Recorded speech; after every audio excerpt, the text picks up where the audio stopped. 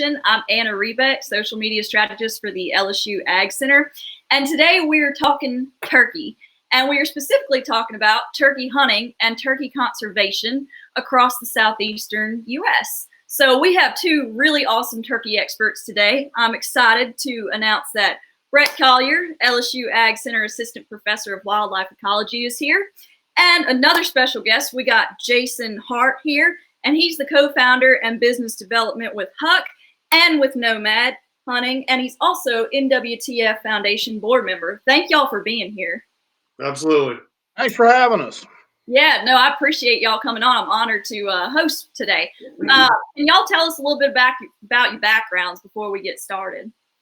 Jason, why don't you go first? You're in the middle. Yeah, sure thing. My name is Jason Hart.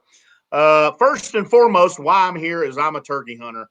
I love turkey hunting. I'm eat up with turkey hunting, and I have been for since I was a kid. I started turkey hunting 30 years ago. I've chased them. As of right now, I have turkey hunted in every state but Connecticut. Hopefully that'll change very soon. I'm trying to kill turkey in every state. I'm up to 43 states so far. I've been guiding turkey hunts in Florida and Texas. I'm from South Carolina, but been in the hunting industry for about 20 years. I've worked for numerous companies in the hunting industry, such as the Quality Deer Management Association, Under Armour, Mossy Oak brand camo, and I'm one of the co-founders of the Hook Performance Fishing and Nomad Performance Hunting brands. Also volunteer with the National Wild Turkey Federation, serving on the foundation board, which hopefully we're going to be working on some projects in conjunction with the gentleman next to me to help fund some wild turkey research. So a little bit of my background back to my college days. I went to Clemson University, and at one time in my life, I thought I was going to be a turkey biologist like Bret, but I was very bad at statistics. And long story short, I ended up selling apparel instead. So I've with my degree, my undergrad degree in wildlife biology, and spending a lot of time on my senior research project on wild turkeys, I know enough to be dangerous about turkey biology, but I've not. I don't know as much as the gentleman next to me, but love chasing turkeys. Turkeys is my passion. I made a career out of supplying turkey hunters with gear, and right now we're in the middle of turkey season, and absolutely thrilled to be here. I've got lots of friends in Louisiana. I've spent a lot of time in Louisiana, but I would like, before we get started talking about turkeys, to congratulate LSU on their national championship win in college football over my alma mater, the Clemson Tigers. So with that being said, I will say go Tigers, and that falls for both of our universities. We'll take it. We'll take it. You know, go Tigers. Oh. And I'm sorry, I meant Hook, not Huck. I apologize. Oh, it's all good. It's very commonly mispronounced name. We use the HUK, which is the phonetic pronunciation of the word HOOK, is how we came up with the name. Fair enough. And Chris just said hi, Bret and Jason, and go Good to see you. But he said "Go Tigers" the correct way he spelled it. Yeah, see, we spell it G-O in South Carolina. Oh, that's not how you go. Just FYI. Anyways, Bret, you want to tell us a little bit about yourself? Yeah. So, for those of you that may be watched the show last night, yes, I am wearing the same shirt. No, I haven't washed it.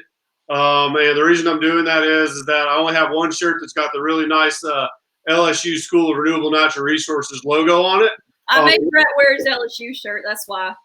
So I'm wearing an LSU shirt. So my name is Bret Collier. I'm a professor, associate professor here at the School of Renewable Natural Resources at LSU. So I work with Anna.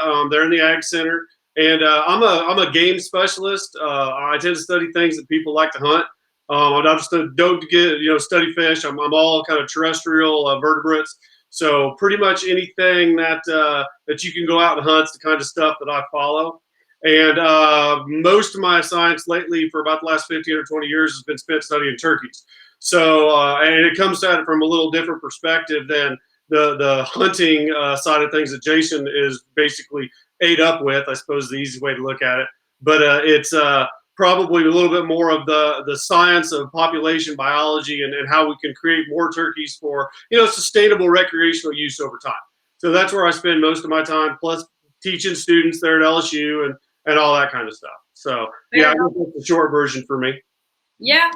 Thanks for coming back on. So we've had Bret on before talking about turkeys, and wanted to have y'all back because it's almost the end of turkey season in Louisiana for everybody. So kind of wanted to talk about, first off, COVID and how many hunters are out there in the woods right now. And is this going to affect turkey populations in the future? Yeah. I'll go first, then I'll let, Jason talk kind of what he's been seeing as well. This is not my time to be in the woods as much because this is my time and we're doing a lot of science. So my students are in the woods a lot, but not me, except when I try to sneak out for hunting. There's some concern in the turkey world that the ability of people to be more active in outdoor recreation has the potential to increase the number of birds that are harvested this year a good bit more than what we would regularly see.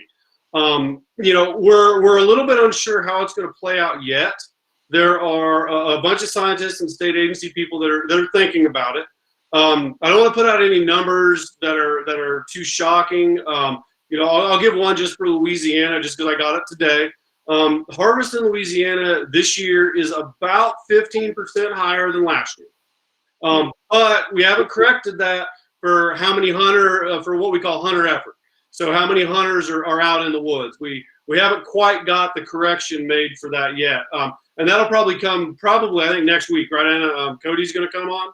Yeah, Cody's going to come on next week with LDWF. So, but what we're seeing now is when people aren't working, whether their businesses are closed, they're furloughed, or whatever the reason, there's a lot of hunters and a lot of people that like to recreate that are out in the woods right now. And, turkey harvest and the number of birds that get harvested every year, it's a function of how much hunting goes on. All the science says that, if there's more hunting, you're going to harvest more birds. So some of us are thinking pretty hard about the fact that there's more hunting and harvest this year and what the implications are going to be for the next few years. So yeah, there's some potential issues that we're concerned about. We're not telling people not to hunt. We're not, by any means telling people that they shouldn't go outside and they shouldn't recreate and enjoy what they do. But from a management perspective, we've got some questions what the potential, future, the next few years is going to look like with a lot of harvest effort going on right now. That's fair. You got anything you want to add to that, Jason? Yeah, right now, as far as I know, in particular in the South, in the country, the only seasons that have closed right now are the state of Hawaii and Florida. Okay. If I'm not in South Carolina, low country, the half of the state's going to be closing today is the last day. But with that being said, most states are still going on, so there's not harvest data. To give you an idea, Bret and I, we go back how we know each other. One of my college classmates and fraternity brothers is a gentleman by the name of Jay Cantrell, who's with the South Carolina Department of Natural Resources. He's the assistant big game coordinator for South Carolina. And he knows that I'm absolutely a turkey fanatic. And he introduced me to Bret through the and correct me if I'm saying this, Bret, the Southeastern Wild Turkey Research Committee, basically, through the Wildlife Society. Yeah, the tech. Yeah, so Bret was the chair of that. So I got to meet a lot of different turkey biologists, and I just find it fascinating. And through Nomad and through the hunting industry, I have sales reps and dealers and friends that are basically in every state in the country, turkey hunting. And what we're getting is exactly what Bret said is kids are out of school and they're not playing sports like baseball or softball or lacrosse. And, one of my business partners in Maryland, he hunts Maryland and Delaware. One of my old business partners in Maryland and Delaware told me, he said, this season I can take my kids numerous times, which I normally can't because they're playing sports. So it's great that this is going on for hunting. It's obviously there's nothing great about it, but there's a lot of people getting introduced to hunting that typically wouldn't be in the woods, which is a really cool thing.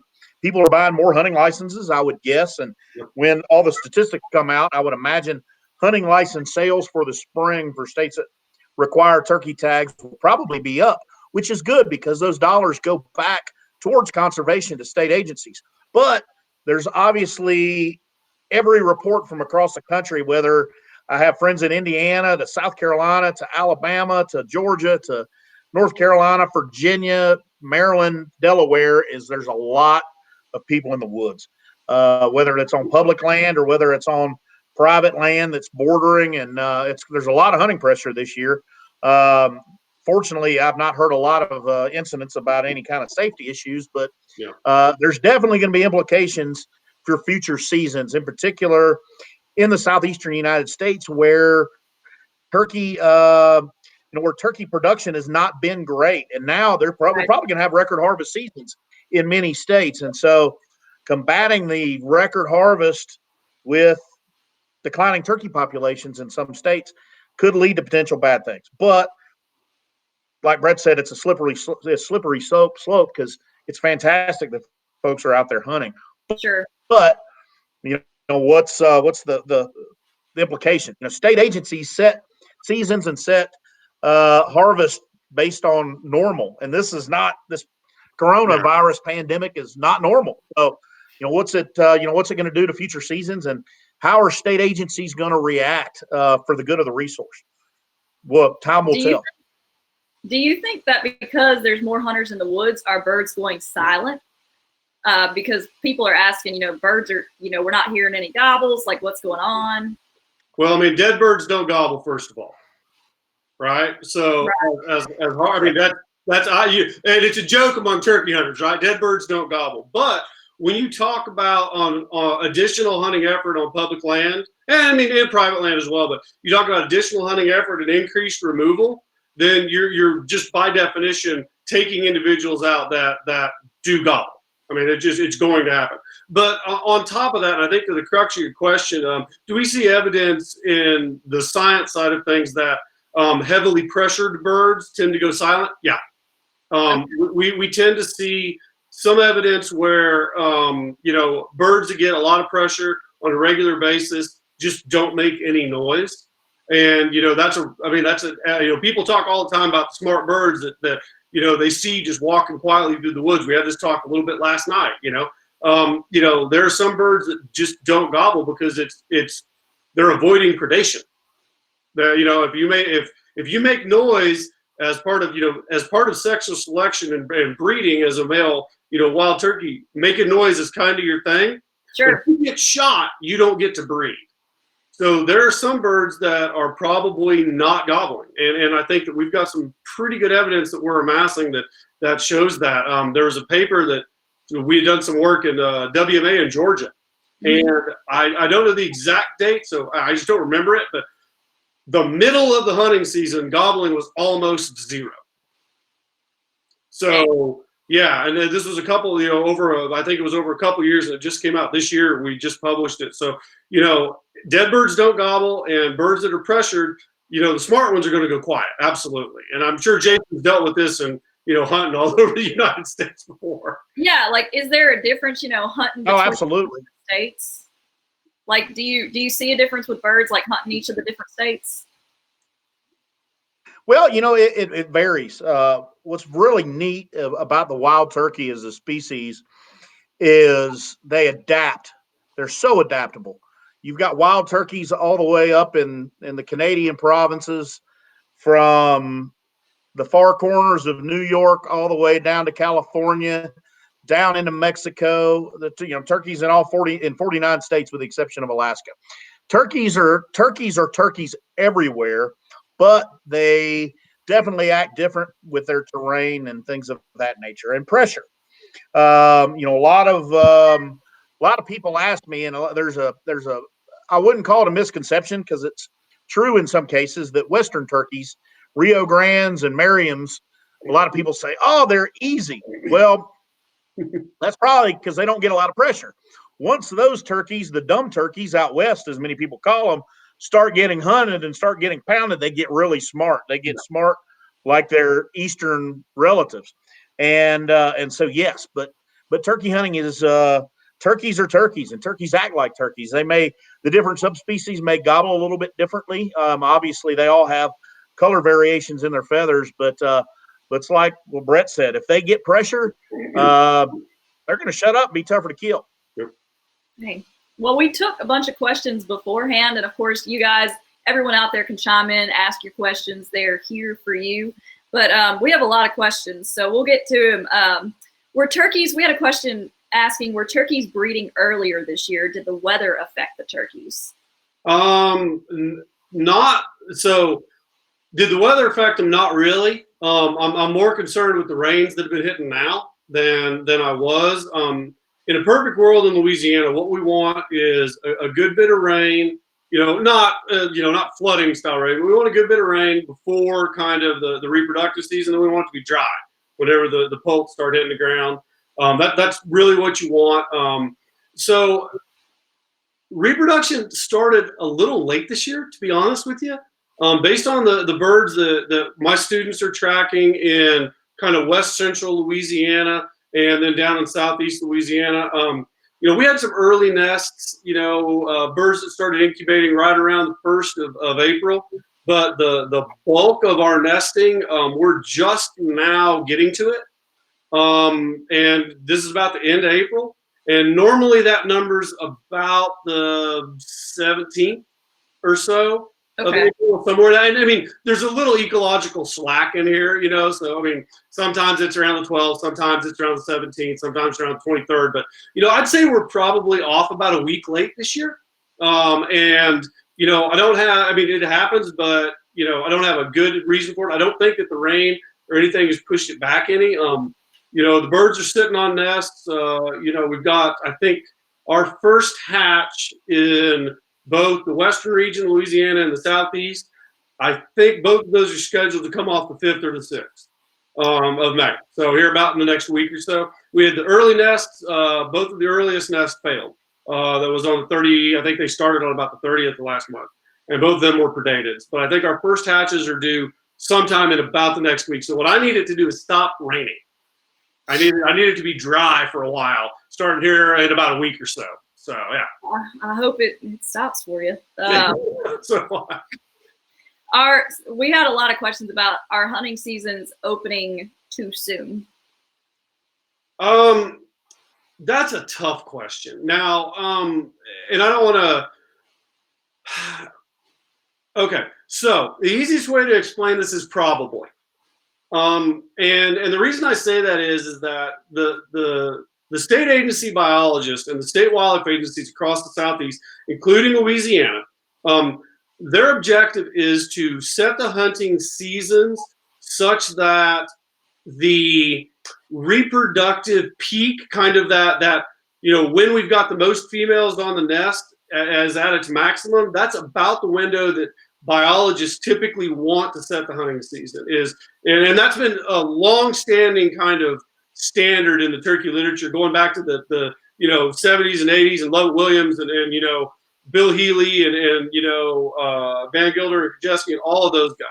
We want the turkey kind of hunting season to be after the females have kind of got on their first nesting attempt. Sure. But politics plays a role, and social engagement plays a role. Hunters want, and I'm a hunter, and obviously Jason's a hunter. Hunters want to hunt as soon as they can. And they will, as soon as a hunter hears a bird gobbling in the woods, they think that the males are breeding, and that the males and the females are breeding, and that's when reproduction is actually occurring. Typically with wild turkeys, the males ramp up significantly earlier than the females are physiologically ready.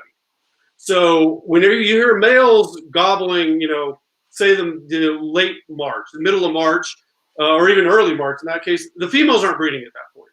So that's suboptimal from a management perspective, to start removing breeding males before these dominant adult males that the females actually select to breed with. So it's not, the males select the female to breed with, it's reversed. The females select the males.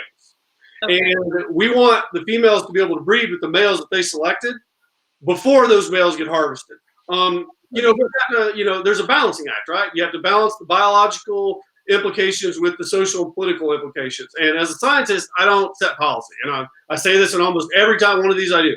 All I do is science, and I provide that information to the people that actually set policy, which is your state wildlife agency in conjunction with, commissioners or whatever the particular group is that makes the final decision on regulations. Louisiana and a bunch of states in the Southeast right now are undergoing changes to their seasons. Louisiana starts, I think, on the first Saturday of the year every year in April. I know that some of the states are doing experiments like Alabama where they're pushing their WMAs back a couple of weeks. I think Georgia's going to be starting to do some of that. South Carolina moved their season back a couple of weeks recently. I think it was a couple of weeks and 10 days, if I'm not mistaken, depending on private or public land and where you were at. So there are states that are starting to, manipulate some of this timing, and we're going to start seeing kind of what happens over the next, 5 or 6 years. Okay. That's the science side of it. Now, Jason, if you want to talk about the hunting side of it, that'd be great. Well, I think, having friends that are biologists and spending a lot of time learning about the biology is, I grew up in the South Carolina Low Country, and our season was traditionally open March 15th. Okay. March 15th was fantastic. Turkeys would be gobbling, coming in, and 20 years ago, when I was not educated on it, I thought turkeys are gobbling, and they're gobbling in late February, early March. Oh my gosh, they're breeding already. They're going to be done by April 30th. They're going to be done May 1st. Why even hunt then? Many people don't like to be in the woods in late April in tropical coastal areas where everything is green. But I think what a lot of people are realizing is that late in the season, after the hens go to nest, the hunting is absolutely fantastic. I'm getting some reports in South Carolina of turkeys running 500 yards coming right into the call, which doesn't happen very often. And the hunting gets really, really good, Brian, later in the season now.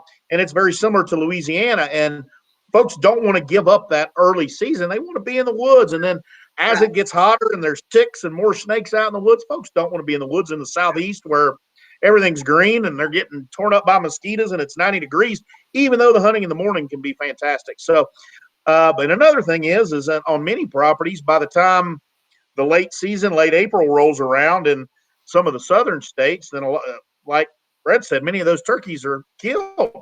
So you don't get to see the opportunities of hunting turkeys that have hens, a property that has hens on the nest, because the hunting can be absolutely fantastic.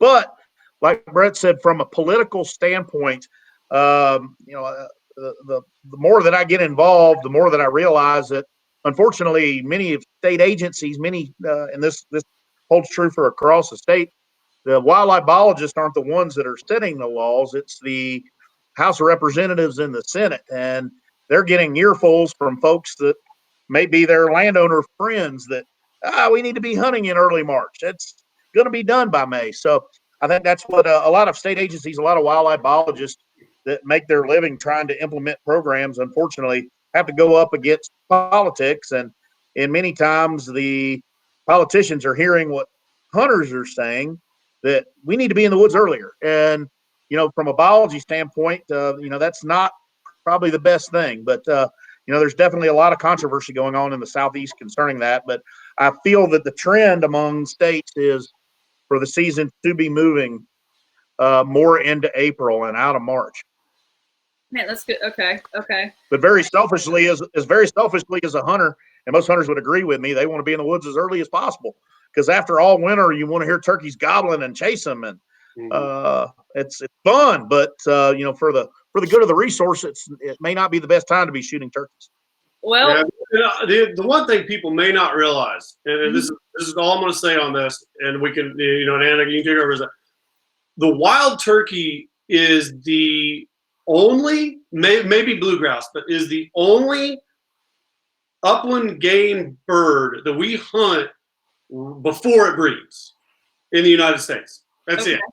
Really? I mean, it's one of the only game species we hunt right immediately before or during their breeding season. I mean, nobody would say, and I know Kevin Ringelman is watching, he's probably, nobody would say that we should hunt mallards in February whenever they're pair bonding and preparing where the males and females are pair bonding and they're preparing to go out and nest and all that. No, and migrate together. Nobody would say that for waterfowl, but it's kind of just historically acceptable for turkeys, because what makes a good hunt, for myself included, is being out in the woods, enjoying nature, and hearing a bird gobble. Yeah, that's what makes it. So we have to balance all of these different parts of the equation. So, and that's Corey was saying here. I was just putting it up. Jason's absolutely correct. The low country of South Carolina has been on fire the last 2 weeks. So it's like, the birds aren't henned up, like you're saying, later in the season, possibly. Yeah. So, anyways, I want to go on to, so Shannon and James over here, Shannon's saying nobody ever talks about the exploding populations of coyotes, raccoons, and possums. And James saying, hunted this morning, saw 2 coyotes and a bobcat. Can you talk about predation of turkeys? Yeah, sure. So I won't plug anybody else here, but if you want, we did a whole show on this last week on predation and wild turkeys with my colleague Mike Chamberlain at the University of Georgia. And you can probably find it if you go on the NWTF Facebook page or something like that. But I'll gladly answer here as well. Yes, people are talking about it. I'm one of them. Mike is one of them. So everything eats turkey nests, right? And that's really what we're talking about. Now, you'll see occasionally a video. I had one cross my desk the other day of a coyote getting a turkey hen on the nest. You'll see bobcats. I had one cross my desk, a bobcat taking a chicken out of a chicken coop and that kind of stuff. So predation is on females during the reproductive season. We lose somewhere between about 70 and 75% of our nests every year, hands down. But most of those, and I'll say that probably 50% of those are snakes. It's rat snakes and basically rat snakes, but a lot of different snake species get in those nests and eat the eggs. Now, coyotes are going to eat the occasional turkey if they can get them, obviously. Bobcats wreak havoc on turkeys. If I have a choice, and we said this in our other discussion, if I have a choice, we'd have coyotes or bobcats. I'm taking coyotes all the way if I'm a turkey biologist, because a female and male coyote that are paired will cover an area that's about a couple 3 or 4 square miles, give or take, and they will exclude all other coyotes from their territory, and they will eat all the stuff that's underneath them. Now, I'm not saying that we should all try and raise 2 coyotes, right? It's not that. But, when you think about how the predator-prey relationship works, we're seeing increases in raccoons, but raccoons they're an intermittent predator on turkey nests. They don't actually search for them. It's just if they happen to find them. Many people talk about feral pigs. Feral hogs, turkeys will defend their nest against feral hogs. Feral hogs will eat a turkey nest. Usually they eat the nest after something else has predated it. So a bobcat or a fox or a coyote or something gets in there, a crow, and breaks open eggs and they get that smell. The pigs will then come and clean it up. I've looked at photos and seen hundreds and hundreds of turkey nests, and I've never had a feral pig push a turkey off a nest before. So I'm not saying feral pigs are good either by any means. But there is obviously a host of things that are affecting turkeys on the nest and adults. Obviously, for adult males, man's the #1 predator. So there are people who are looking at it, and the problem is it's super complex. If a turkey gets its nest about 10 or 11 days post the initiation of incubation, we've got a really good chance of being successful. We lose most of our nests before, about 75 to 80% of our nest loss is pre-14 days of incubation. Okay. So, but over time, we have seen a decline in trapping. People, fur prices are down. I don't think you can give, raccoon away right now. So, we do see that decline, and there's some potential implications for that. People always ask me, well, would trapping help? It becomes a question of scale. If you have 60 acres, no. It's great if you want to, and I'm super supportive of it, but it's not going to have a massive regional impact on turkeys. And the regional trapping that used to occur just doesn't occur anymore. So I'm not sure that predator mitigation is a large-scale viable solution. It may work at some smaller scales, but I'm not sure it's viable at large scale. Fair enough. Kevin's asking for the fox story. Oh, sorry, a colleague of mine. So here's how little we understand predation. So foxes wreak havoc on nesting waterfowl, right? I mean, they are one of the primary predators of nesting waterfowl in the prairie pothole region, and they eat them. And foxes will, they'll try and predate turkeys. Well, we got photographs, and you can probably Google me and find it. And if you want to email me or whatever, and I think Anna will give our social media stuff later, but we've got a picture of a fox with its head underneath a turkey that's sitting on a nest incubating eggs. And the turkey didn't move, and the turkey's not dead, and the turkey actually hatched the nest.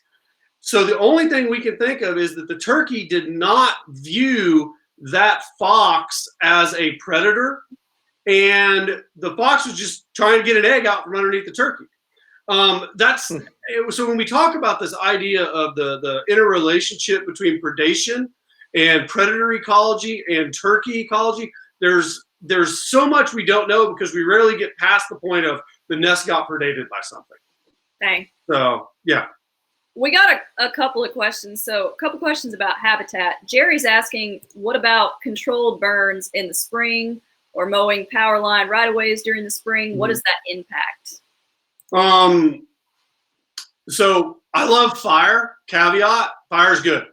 Fire is great for the pineland vegetative habitats. We've got in a lot of regions in the southeast. We're going to be talking about fire next week for a whole hour and a half with my buddy Mike. It's going to be all about fire, but fire is good. There's been a lot of people who worry that we're burning up turkey nests. I'm not going to sit here and say that a turkey nest doesn't occasionally get burned up. But what I am going to say is that we monitor an awful lot of turkey nests in areas like the Kisatchie National Forest, and I've yet to have a turkey nest burned up there. Now, I know it happens. And I've had some eggs get scarred, and we've had fire go through areas where we've got nesting birds, and the birds have been successful after that. But you have to think about it from a predation standpoint. If a bird happens to get holed up and ends up in the middle of a fire, most of the predator species don't go into the fire. But that's not why we like fire. We like fire because it resets the sessional stage.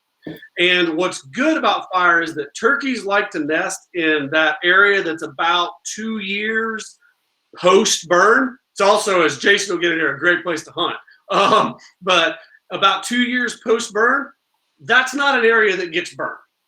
Usually we burn stuff on a 3 to 5 year rotation whenever it gets a little bit thicker. So where the birds are actually nesting is not a place that we're typically burning. So it doesn't have that much of an impact. Now on mowing and haying come up a lot. Timing comes into play. If you're going to mow or hay, especially on right-of-ways and field borders and that kind of stuff, you don't really want to be doing that basically now. You want to try and either do it before now or push it off for about another month.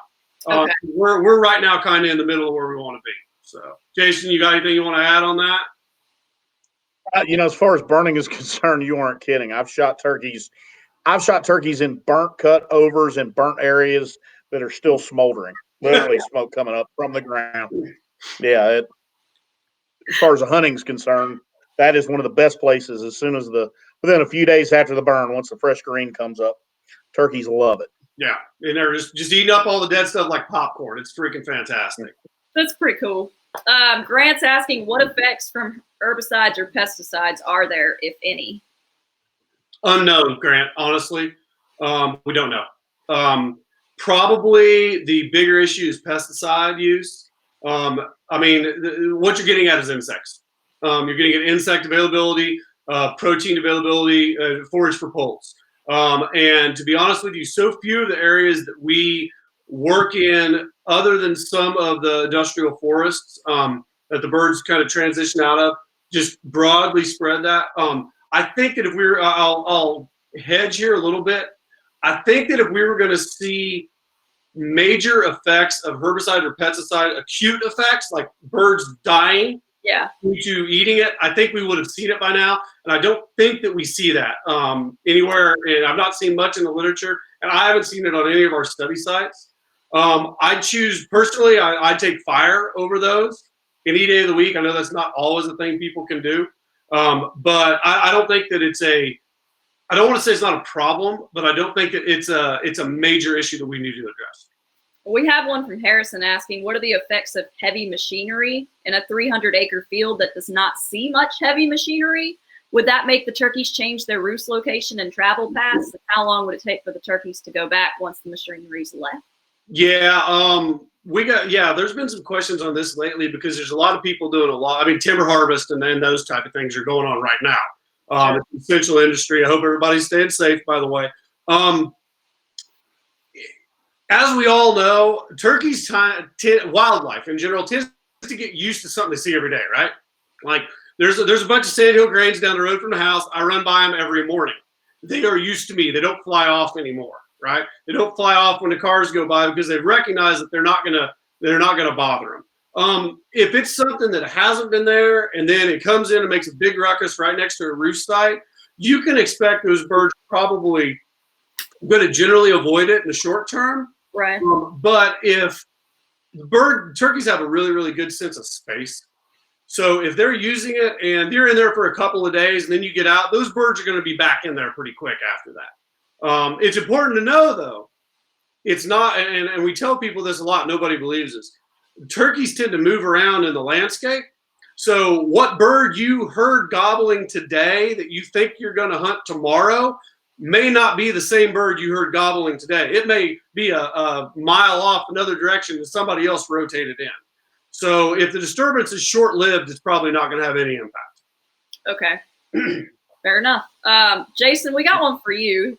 We had a question about, this was a guy's first turkey season. How does he find a roost when shot gobble calls aren't working? So as far as hunting on the roost, I like to let turkeys gobble in the morning on their own. I don't like to I do my best not to try to shot gobble them, but sometimes you have to. Whether that's sounding like an owl, we have a visitor. Whether that sounded like an owl. Second, go ahead. She's on TV now. Yeah. So as far as turkeys gobbling in the morning, I like to let them do their thing and gobble on their own. If it gets good, starts getting good in daylight, and I've not heard anything, I'll do an owl call, or even later on, I'll do a fly down cackle.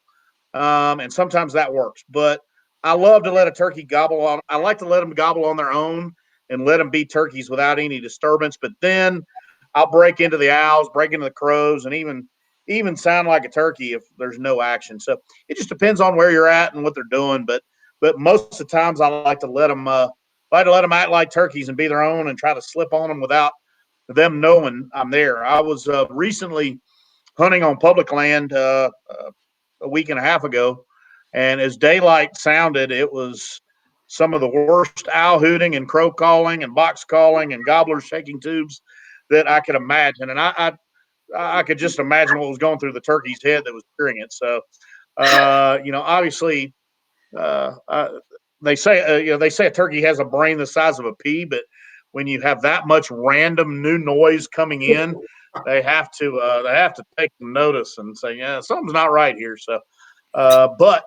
again, getting out there and just every situation is different. Every morning's different. I might tell you that. Then tomorrow morning, I might get out there and I might be owl hooting left and right. So it just depends on the morning, depends on the situation. Some mornings turkeys just aren't going to gobble.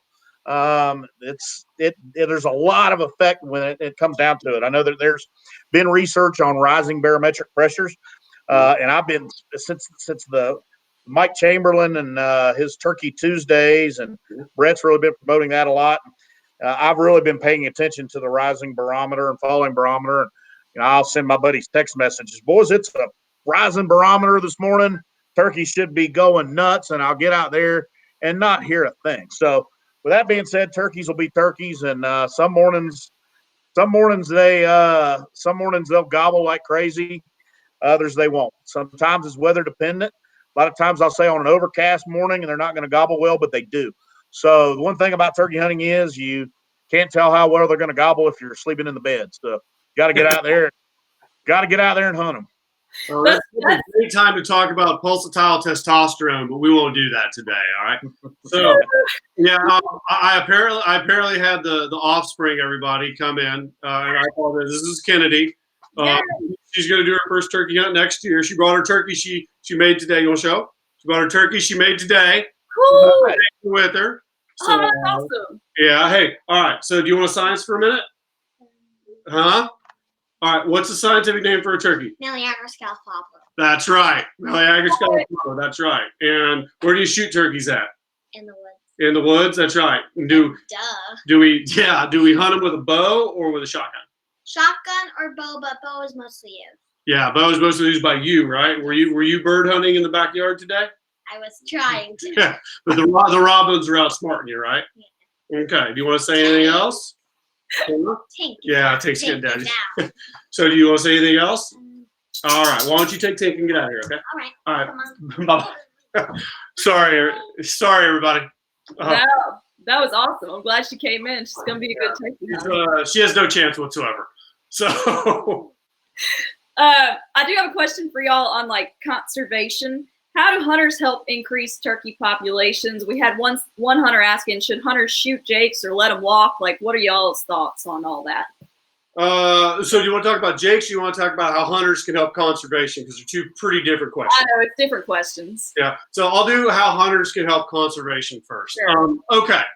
So most of you that are viewing this probably know that most of the funding, and I'll be specific to Louisiana, but it applies to all states. Most of the funding that goes to our state wildlife agency, the Louisiana Department of Wildlife and Fisheries, comes from several different pots, but the biggest pot is the Pittman-Robertson Act funds. And those are the funds that the state gets from the excise taxes on firearms, ammunition, I think archery equipment's in there, and there's a few things, but there's an excise tax that's put on all those.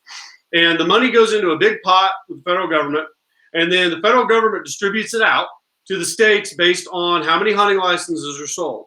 And then the state's responsibility is to basically match the money that comes from the federal government 25% to 75%. Okay. So basically the state comes up, and this would be the Louisiana Department of Wildlife and Fisheries, the state comes up with $25, and the federal government gives them $75 out of the Pittman-Robertson Act funds. That's the simple way that we do it. So how about this? If you guys want to support, the easiest way to support conservation in the state of Louisiana is whenever you get ready to go hunting every year, you buy a hunting license. And I think probably at some point, hunting license prices are going to go up. And you support that because those are the dollars that get used to offset the Pittman-Robertson Act funds that come into our state that we then use for management on the ground, for management on our WMAs, for doing public land. I mean, all kinds of stuff. And there's also an equivalent one for fisheries, Dingle Johnson, that's used for things like boat docks, ramps, and all that kind of jazz. So that's the number one way. Continue enjoying our sport and buy your hunting licenses every year. I mean, there's no easier way to say that. That said, from a conservation perspective with regard to turkeys, most of our state's private.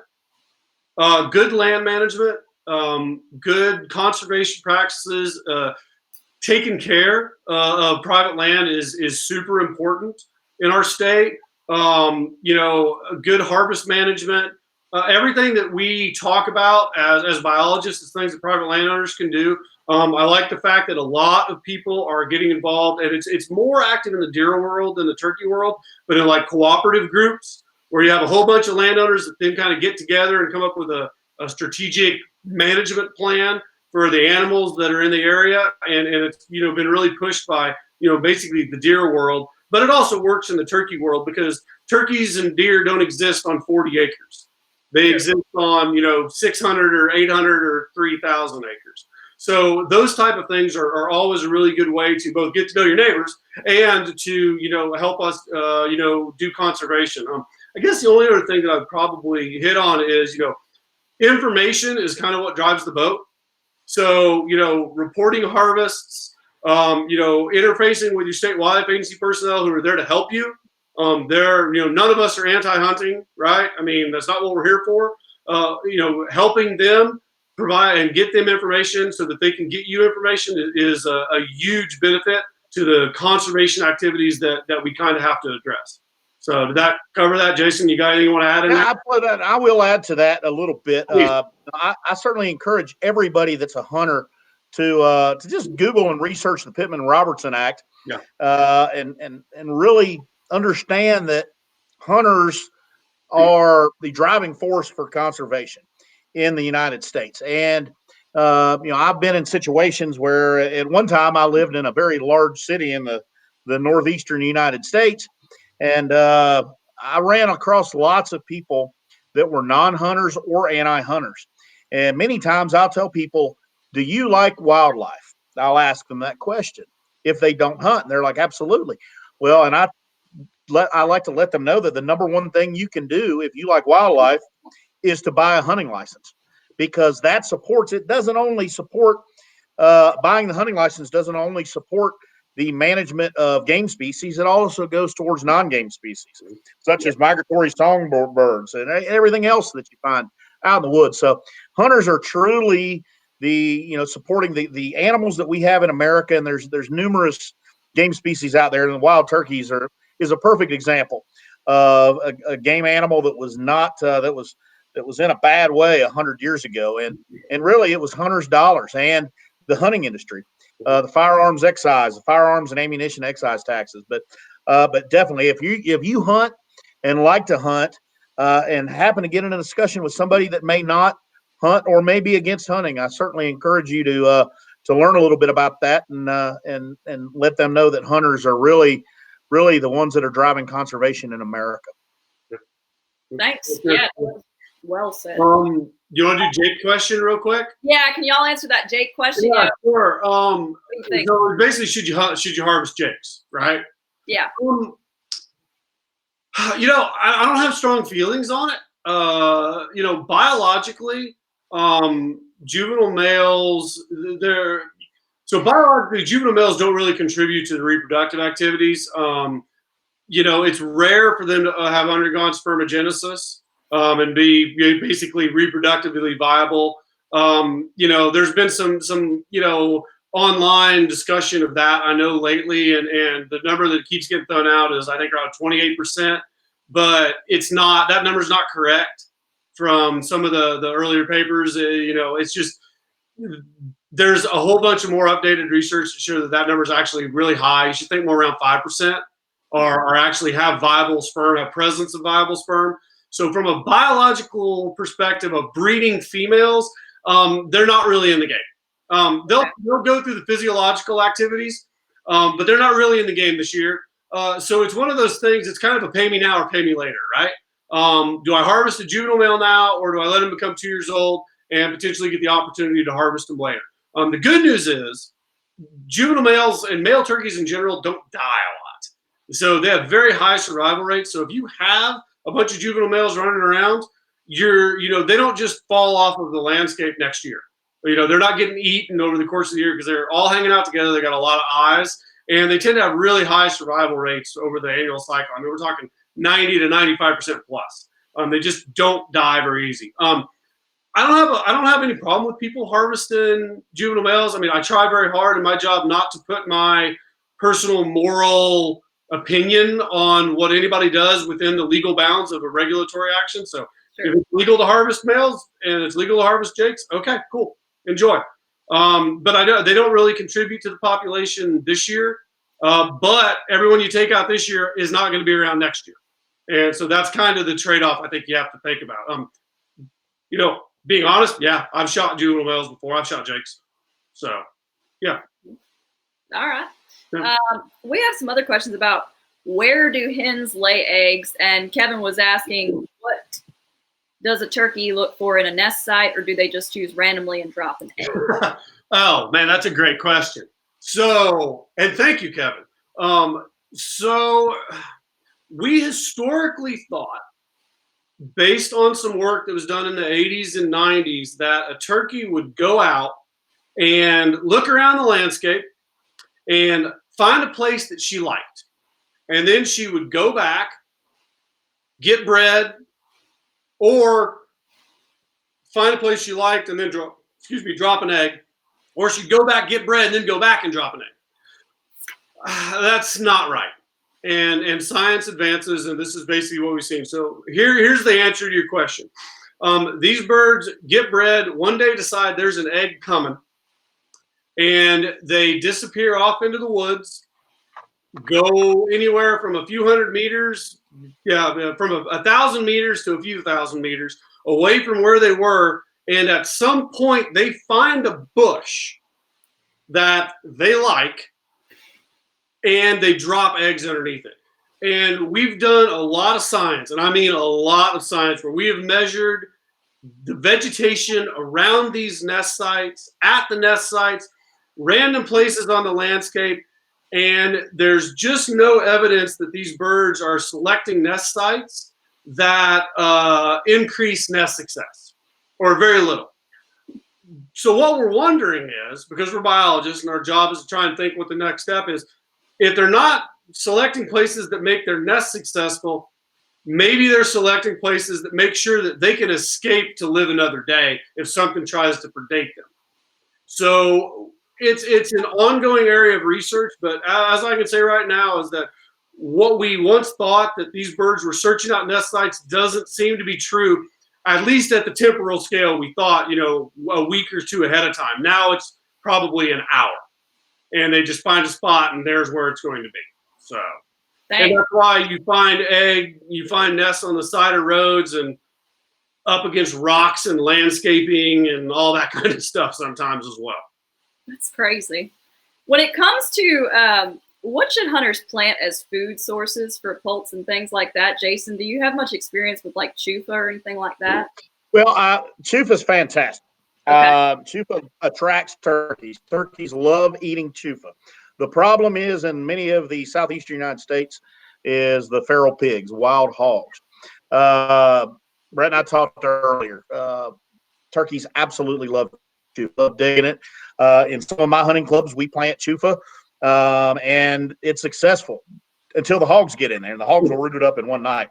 Yeah. Now, I do have some friends in South Carolina that are managing they bought a really nice property. They're managing strictly for wild turkeys. That is their number one management priority.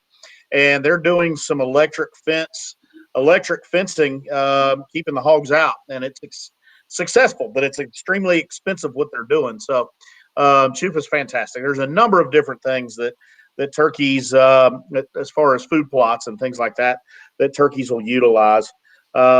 Turkeys are very opportunistic eaters. So anything from clover to numerous annuals and perennials that turkeys will utilize. So a lot of the management practices that work for whitetail deer and quail are also great foods also. So number of different things out there. Cool. Thank you. Hey, can you do Larry Rebeck's question? I was about to put that up. Yeah, that's good for Jason. That's actually my dad, y'all. Oh, hey, Dad. When you hunt turkeys, Doing a great job. when you hunt turkeys, do you utilize decoys? If so, how many and what type do you find most effective? So I do. I use decoys a lot. Now, I hunted Louisiana last year. I hunted in the thickest, nastiest swamp ever that I could imagine in Louisiana, that was full of cottonmouths and full of mosquitoes. That's about right. With that being said, a turkey could not see past the ferns about 10 yards. So decoys weren't needed there. But in the majority of applications, I do use decoys. Some people, for one reason or another, prefer not to use decoys. Decoys have really improved in the last 15 years as far as quality, as far as realism and things like that. Typically, what I'll use for decoys is I like to use a Jake decoy that has a little bit of a quarter strut posture. Right now, I'm liking the Avian X version that has a little bit of a posture, and then I'll use a hen, and I like to use a feeding hen most of the time.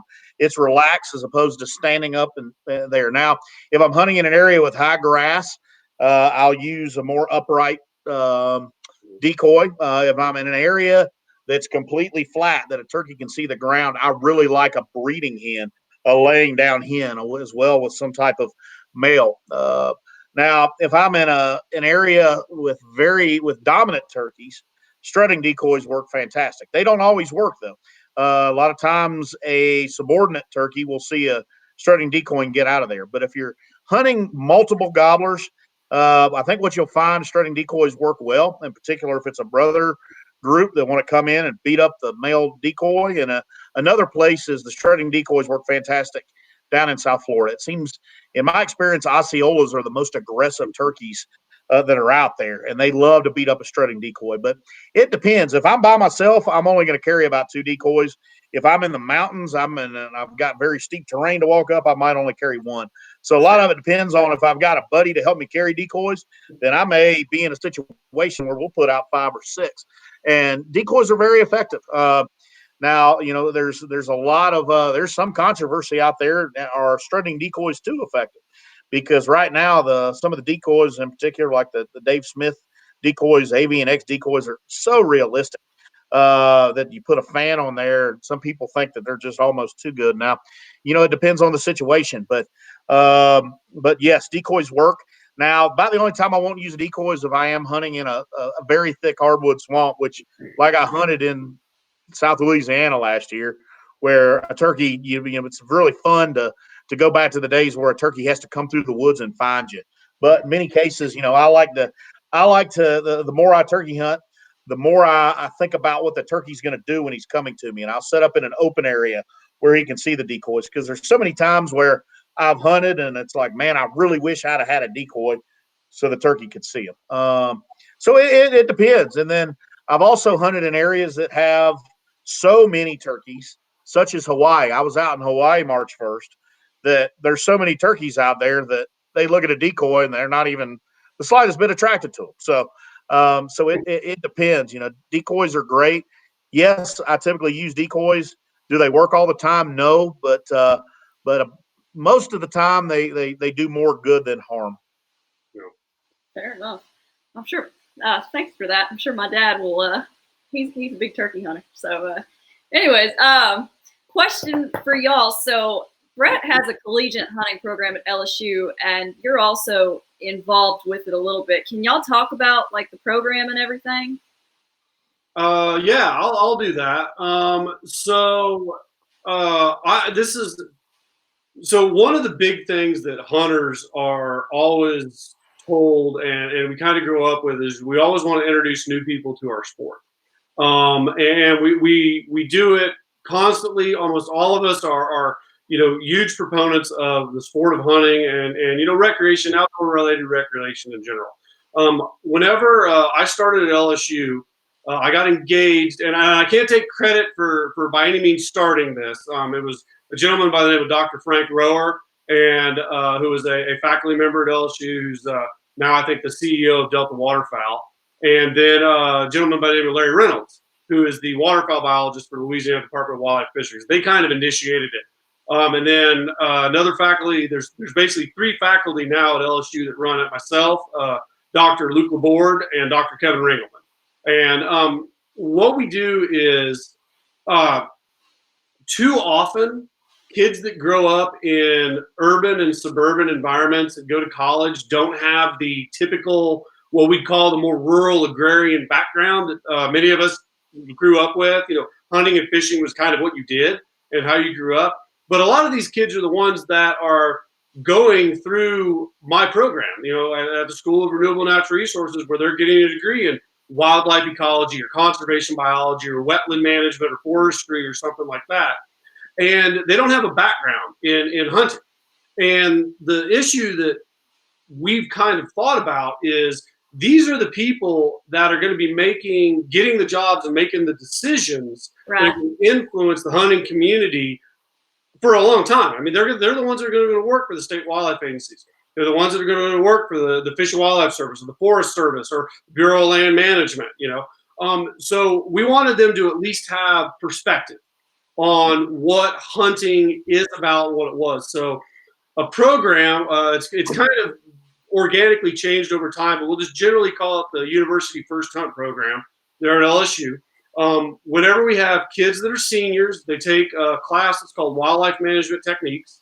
It's a class that I happen to teach. And if they haven't hunted before, we teach hunter's education to them. Actually, all of us are instructors for hunter's ed. We teach hunter's ed to those that want to take it. And then we, work with the local Delta Waterfowl chapter, and they do a big, kind of shoot for us out at a local traffic skeet range, and we get the kids familiar with firearms and with shooting. And then we've coordinated with a very wide array of private hunting clubs, waterfowl clubs, deer camps, that type of stuff. And we take the kids down and basically take the kids on their first hunting opportunity. And I think, and I don't quote me on this number being exactly correct, but on average, we hunt somewhere between 55 and 80 kids a year doing a hunt. And usually about 3/4 of those are brand new hunters who've never hunted before. LSU is very supportive of it. The Ag Center is great. We've been fortunate that we were allowed to, use some resources we had to buy some shotguns and that kind of stuff that we were allowed to, give the kids. We've got support for buying some shotgun shells so we don't pay, full price for them and that kind of jazz. And then Jason, through his connections, has been a huge supporter because hunting gear is expensive. And if you think it's hard to outfit your family, try to outfit 50 kids, about 75% of them are girls, to go duck hunting every year. And we used to do it out of our pocket, where the faculty would buy shirts and stuff. And then Jason fortunately stepped in, and Nomad has, not to drop a name, but Nomad basically provides all of our hunting gear that we provide our students every year now. And it's a really good program. We've had a lot of success with it. What's really nice about it is that, our retention rates are really high. So kids who kind of go through it and hunt continue on because they're college students, right? They've got cars, they've got typically jobs, they've got an income, they can go do stuff. Sure. So they're exploring and trying new things, and they're all in school with a cohort that's all interested in the same thing. So yeah. we've had a lot of success with it. And the good news is the baseline of this program, which again I'm not taking credit for, I inherited part of it with. Right. It's now starting to expand to a bunch of different universities across the United States, and we're really excited about it. Chris is asking the question, does the kids' participation in these programs generalize to active hunting on their own after they've gone through the program? Yes, Chris, I can give you a rough number that we tend to see somewhere between about 50 and 60% of the kids that go through the program continue on actively hunting. Sometimes it's with their parents, sometimes with their dad. Like there's a perfect example, there's a young girl named Julie. Her dad's a huge hunter and never went hunting with him. And then we took her hunting, and now they hunt together every year. And she teaches all the guys in the hunt camp what the ducks' primaries mean and what the secondaries are and how to age them and how to sex them and all that kind of stuff. So it's really been a successful program. We're always looking for new places to engage because we've actually got to the point now where we've got more hunters than we've got spots. So I'm taking some kids woodcock hunting now. We do some squirrel hunts. Just try and get everybody out in the woods. It's really a good program, though. And we tend to do it in the fall because that's kind of when we can get them out with teal season and then with big duck season, deer season. We don't do as much in the spring, mainly just because of timing. Because, turkey season typically starts in April and the kids are really just getting plowed with tests and finals and graduation. But it's been a really successful program. And Jason, I know that you've been I drug you along on this to get you engaged. So yeah, I tell you what, based on my experience, I was an undergrad again at Clemson 25 years ago. And what I found, most of my classmates, as far as in a wildlife biology curriculum, I found that about half of my classmates grew up in a rural area and decided to major in wildlife or forestry because they like to hunt and like to fish or like to be outside. That was me. I got a degree in wildlife biology because I like the deer and turkey flat out. And they tell you when you're in middle school, do something that you like. So, I did not chase the dollar bills with my college degree whatsoever. But what I found was the other half were people that, may like the outdoors, but may have grown up in a city and like you said, had no hunting experience, wouldn't say anti-hunting, but maybe non-hunting. They just like wildlife. And a program like this, what it does is people that may not have that experience, that may be non-hunting, growing up, can be educated on the ways of hunting. And I really like that in particular, knowing that these students are going to be the future leaders of wildlife agencies in the future. So find it very good. And that's why my company supported it and given basically free gear just because of that. And, it's as far as hunter recruitment and retention, that's something that we're about. And that's what and other companies in the industry, I really try to promote it, and retailers, because, for us and what I do for a living is sell hunting gear. And if there's not a future market to sell to, it's, we're going to be out of business. So for us, it's obviously it's very paramount to give back to conservation, and something like this program that's going on at LSU is fantastic. And getting the future leaders of wildlife out in the field, and getting them experience and having hands-on experience, which doesn't happen at a lot of universities. Yeah, I really do like it. And I forgot to mention this. Yeah. About 70% of our program, the School of Renewable Natural Resources, is female. So whenever we're talking about taking people and making new hunters out of them, it's not guys that we're taking. We're actually hunting probably about 80% of our hunts, maybe a little more than that, are women. Women that are in natural resource fields that are basically, we talk about recruitment, who we're going to recruit. They're the target, right? From a hunter recruitment and retention standpoint, educated females in natural resource fields are a huge target for us to get after, to try and bring into the fold of the hunting community. So we actually see, almost, I think about 80% of our hunters are usually female. So that's really cool. It's great. I support it. We had Darren Boudreaux said, Bret, contact him if you want to. He's with the QDMA in South Louisiana, and said he'd be happy to assist with the new hunter program. Sounds good, Darren. I don't want you to send your email address over this, but catch me on Instagram or Twitter and direct message me. All right. We did have a question earlier. This one's, I guess, for both of y'all. So we have one from Chris saying, I've noticed turkeys a few miles from my place. I currently run cattle on my property surrounded by woods. Is it possible for me to plant plots and get them on my property over time? Yeah, but they're on your property now. You just don't see it. Yeah, you got to remember, these birds are going to, not knowing exactly where your property is, but these birds are covering pretty big areas. And sometimes they're going to be clustered up 2 miles away. And then 3 weeks later, they're going to be clustered half a mile away from you. And then the day after that, they're going to be moving through you, and you just didn't happen to see them. The birds are fairly flexible on the landscape. So I don't think that they're not on your property because you're not doing something. Okay. I wouldn't, the cows aren't affecting or anything like that. It's just sometimes they cluster up, and usually it's in winter, and then they spread out in the spring. So I don't think you need to do anything. I don't think that they're just experience would dictate that it's not something that you're doing wrong. It's just, they just happen to be clustered somewhere else right now. And if they're within a couple miles of your place, they're on your place. You just haven't noticed them yet. I think they're there. I think one thing that most people don't realize is how much a wild turkey can move and walk in a day, or in a half a day, or in an hour. I watched 3 mornings ago, I watched a group of 13 wild turkeys fly down 600 yards from me, and I used my Onyx maps to watch how far they went in 10 minutes, and they were a mile from me.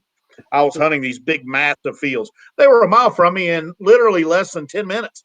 They can, when they decide that they're going somewhere, a turkey can move. And most folks in the eastern United States don't see that because they can't see very far. But when you hunt out west and see turkeys fly down from a roost in a mountain range, and you can see a mile and see how quickly they move. They a turkey can cover a lot of ground in a day when he wants to. On average, so here's what I'll tell you guys. On Easterns, on average, they move about 3,000 meters a day. Okay, so just doing meters because of the science didn't stand me. I'm sorry, but I've had one move basically 14 miles in a day. Just moving. That's not over multiple days. That's one day.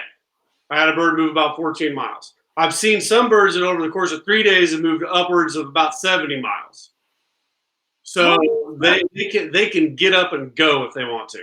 That's crazy. And Jason, I never thought about it. Like, I've never been west for birds, so I'm like, I guess you can see a lot further about. And obviously the subspecies are different, but I witnessed it on Easterns this week where I could see. I was hunting these massive fields that were plowed, and you could see for literally a mile and a half across these fields. And we sure enough watched them. Unfortunately, they flew down the other direction, and at 600 yards, they heard my box call, but they were beelining the other direction. And when you're watching a turkeys a mile away through your binoculars, you realize that time to move somewhere else. So if they want to move, they can move. Yeah, that may go back to that question that kid asked earlier about what you should do to call them when they're on the roost. Sounds like a situation you shouldn't have been calling them. Yeah. There was no moving them. They had their girlfriends, and the girlfriends were taking them somewhere away from me. I forgot to ask you, Bret, earlier. We had a question about, have turkey populations increased or decreased in the Southeast region in the past 5 years? Ooh, the Southeast region of the United States or Louisiana? Yeah. In the U.S. U.S. Yeah. Declining. Okay. I mean, there's obviously going to be little pulses here and there locally, but if you look at it at a broad landscape scale, declining a couple of % a year. And this is an ongoing problem that all of us are addressing, is that turkey populations as a whole are, especially in the Southeast, but we're also starting to see it in the Midwest and the Northeast a little bit, starting to kind of reach that apex. And now we're starting to see these just gradual, slow declines. Okay. A couple of % a year. It's not 50%, a % or two a year, but these gradual, slow declines over time. And that's got a lot of us. And that's why Jason is here tonight. And while, we're trying to be active and get information out there to people that they know this, is that, whenever you look back 30 years, quail were seeing these gradual, slow declines. And there was a lot of people that weren't paying attention, and now they are. So we're trying to be out in front of this because we want to figure out what's going on and see what we can do to kind of remedy it, if there is one. But we're seeing declines across the Southeast. I don't want to put the fear in anybody that tomorrow we're out of turkeys, but it's a fact that almost every state agency biologist knows about, and we discuss it really regularly. That's why we're doing a lot of science. Yeah, sure. What's going on? It is, and many times hunters don't realize it because they may be, unfortunately, a hunter's sample size is very small. He may be hunting 500 acres, and this year, oh my gosh, we've got turkeys all over. Our turkeys aren't declining. What are these biologists talking about changing the season or lowering our bag limits? But ultimately, these state biologists and university scientists' jobs are to look at a much larger scale and much larger sample size and realize what's going on across an entire state. And although you may be in a certain region of a state or a certain property that has more turkeys, when it comes down to it, harvest data doesn't lie. Or as far as the research that's getting done, it's a very, very large sample sizes that state agencies and these universities are working with. So although on a small scale, people may not agree with populations declining, they definitely are. And in my travels across the United States, and now that I've been turkey hunting 30 years, of course I've seen it happen, in particular in places that I hunted 20 years ago versus now. And it's definitely it's not happening everywhere, but as a whole, it is. Yeah, that's right. That's well said. We had some more questions about like decline in Louisiana, but I mean, you just covered all that, Bret. Did you want to answer any of that? Decline on like I'm sorry. Todd was asking what about Kostashie National Forest? Yeah, Kostashie National Forest. What was the question? He just said, what about decline? I just put Is that the Todd Kelly one? Yeah. Okay, all right, sorry. I was on the wrong, Todd, I apologize. I've got a couple of screens up here. So Kostashie, so the National Forest is generally stable in that region of the state. Now, I say generally stable in that there are ups and downs, that occur on an annual basis. But the Kostashie is actually one of the real strongholds that Louisiana has got. And I'm not saying that they're doing anything better or worse than anybody else, but the forest has actually done pretty good and been pretty stable for a long time. So I don't know about any restocking activities out there. Now, there has been some restocking done north up in Caddo Parish, down back in 2014, I think it was. I may be off a year. I'm sorry. Back in 2014, and those guys have taken off like gangbusters because there were no turkeys in Caddo Parish back then. Right now, Kostashie and kind of that west central LA has been a really solid area. I actually got a message, if you'll indulge me to look at my phone to make sure that I give it verbatim, on where the birds are doing best at and most dense at. So I talked to the state turkey biologist today, and Vernon, Sabine, Natchitoches parishes are doing really good, and Claiborne and Union parishes are really good and doing quite well. And they typically have the highest consistent harvests and basically the highest consistent number of birds. And if you're talking about Kostashie, depending on which ranger district you're talking about, Vernon, Natchitoches, and Sabine, those are going to be kind of right in there. Vernon, Natchitoches is going to be right in there. They're between Fort Polk and get up towards Pison. So I think they're okay there. I haven't heard anything about any restocking in the National Forest in that area. That said, on the other side of the border, they've been dumping a bunch of birds out in East Texas. They've been putting the Angelina National Forest all the way north up to Gus Engling Wildlife Management Area in that region. You're talking about the Wind District? I haven't heard anything about the Wind District. Any restocking over there, although we have tracked some birds over there, and I think we may have some now, actually. But if you catch me offline, I'll get you some more info on it. But they have been dumping a lot of birds over on the other side trying to do restocking in East Texas right now. So, but I don't think there's anything going on in Louisiana. Fair enough. Yeah, and what was the other one? Is it Chris? Yeah, we had Chris saying in Louisiana the decline is so sharp we need to look at intervention research or we won't have turkeys in the not too distant future. Yeah, potentially, I suppose. And there has been some decline in some of the regions, but some of them are doing really good. I don't know, Chris, that we're to intervention yet. And to be honest with you, I don't know what the intervention would be or if the willpower to do that sort of intervention would occur. One of the areas of biggest concern for me personally, and there's nothing we can do about it, is the basin. Basically everything south of Morganza. Since the spillway was opened, that area has, generally speaking, been of significantly lower density. Now, that said, there are people that have birds there. There are birds in there, but some of the areas that have historically had a lot of the research done on them, and I know Chris and I have talked about this, about like Sherburne, the numbers are low. The problem with restocking in those particular areas is you don't know when the next flood is coming, and it's a lot of investment, which we could wipe out next year if the river ran high again. And that's a concern that the state has to address. So there's obviously things that we want to do, but I don't think we're at intervention yet, but we have a lot of work going on in the state of Louisiana on turkeys right now, working with LDWF to try and answer a lot of these questions. Good.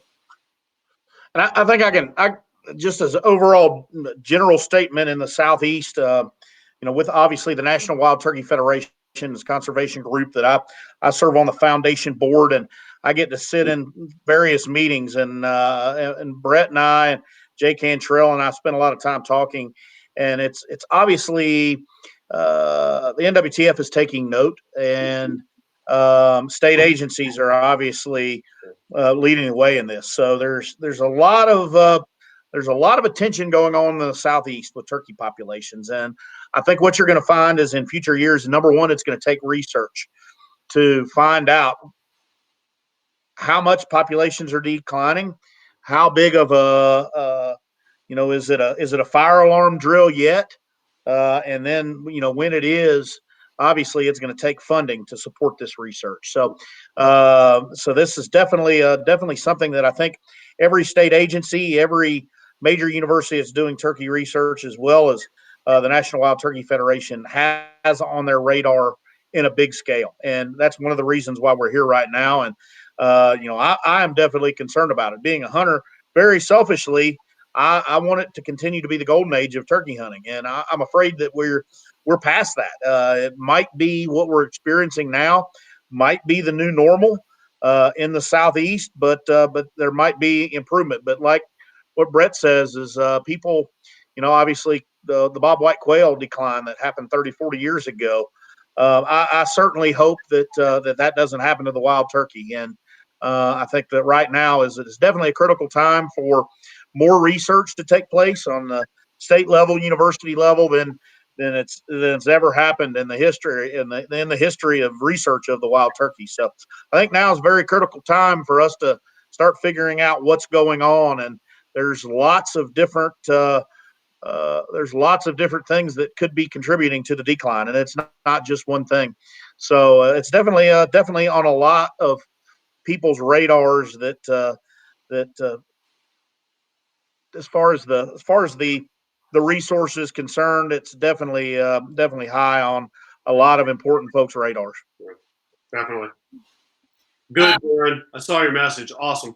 Do y'all have anything? Thank y'all for being on and providing both of your expertise, especially like industry expertise, Jason. We don't often get people from the industry too, so it was like a research and industry all put together. I appreciate both of y'all doing that. Yeah, sure. Oh, absolutely. Absolutely. Like y'all add to kind of wrap it up. Did we get all the questions? I don't want to leave anybody hanging. We got all the questions. Y'all on it. Okay. No, I suppose that, just from a general wrapping up, we're trying to put out a lot of information right now. The several of us, the turkey biologists that are, the professors at the universities, and then I know that NWTF and a lot of the sporting agencies are trying to put that information out as well. And I guess that all I'll say is that for a few of us, turkeys are a year-round thing, but for the vast majority of people, turkeys are a 2-month thing. And if you guys want to help us, let's work on making turkeys a year-round thing, to where we're talking about turkeys and turkey management and what's going on, not just during turkey season, but in August or in October, when people aren't really thinking about it. They're thinking about deer hunting. This is what we're trying to do, is trying to be more proactive and get information out there. And if I think, Anna, we've got fairly active social media accounts. Sure. You can find us at pretty easily with a little bit of Google, and we're pretty easy to reach. And obviously, I'm a state employee for the state of Louisiana, so I work for, my stakeholders are the people of Louisiana. You can reach me at my email at any time. So I'm glad to take questions as often as you guys want. So yep, Anna put it over there for us, which is great. So anything we can do to help or answer any questions or provide any information, at least from my perspective, you probably shouldn't be emailing Jason all the time. At least from my perspective, you can email me at any time you want to. So we put Jason's up there too. Follow him on social media. But he puts up great pics. So. He puts up pretty cool pictures, and everyone's been loving your hat, by the way. They keep commenting on your hat, and it is. Thank you very much. It is artwork from a friend of mine named Ryan Kirby. So you can also go to Instagram, check out Ryan Kirby. He's a good buddy, wildlife artist, and we utilize him on some of our things. So, and he's also he's a big supporter of the National Wild Turkey Federation and turkey biology as well. So one of the reasons I'm wearing it. So fellow conservationist. Cool. It's a good looking hat. So. Man. Well, we appreciate it, y'all. Thank y'all so much for being on. And again, just supporting conservation and talking about what we need to do next. Absolutely. And we're doing this next week, right?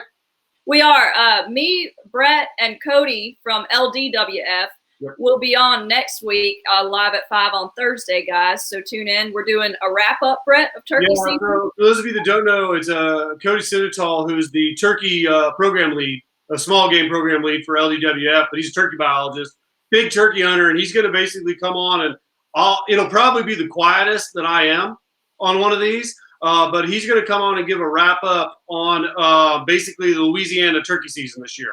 Kind of give everybody some information, let you guys ask some questions, and we'll try and do basically something like this. So it should be a lot of fun.